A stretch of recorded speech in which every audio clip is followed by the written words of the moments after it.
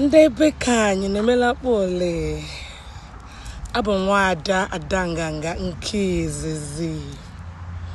Obi dị m ụtọ iwetara unu ejije a na mgbe ukoria iji mee ka unu mara ihe m na-eme ma mekwanụ ka unu ji na-eso ejije m.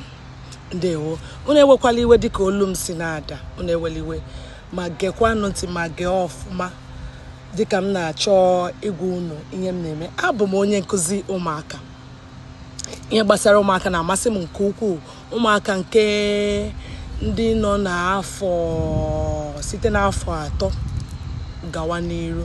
Ihe ha na-amasị m nke ọma. Ya mere m jiri siri n'obodo ebe m si na-akụzikwara ụmụaka ma na-elezi anya ihe gbasara ụmụaka. Ma bịakwa n'obodo a tinyekwa anya na ihe gbasara ụmụaka. Ọ bụghị obere ihe, ọ dịghị mfe.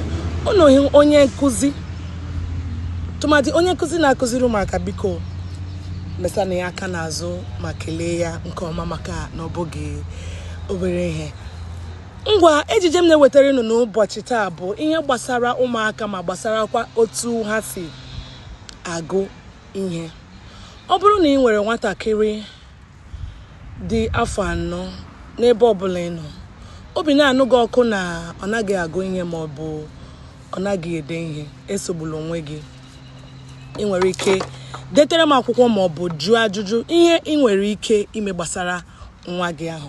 Ọ bụrụkwa na ọ ga-amasị gị ka nwa gị na-asụ asụsụ anyị bụ asụsụ Igbo, biko meekwa ka m mara, n'ihi na aga m enyere nwa gị aka ka ọ gụọ ihe. Ọ bụrụ na ị chọọ ka ọ gụọ ya n'asụsụ Bekee ma ọ bụ n'asụsụ Igbo, ọ bụrụ na ị chọọ ka nwa gị mụtakwa asụsụ Igbo nke ọma, anọkwa m ebe a inyere gị aka ka nwa gị mụta ya.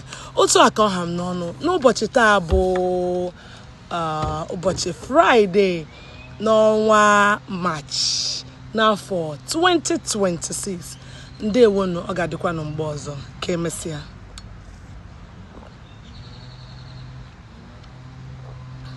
Jisi n'ike na-aṅụ mmiri, ọ dị ezigbo mkpa.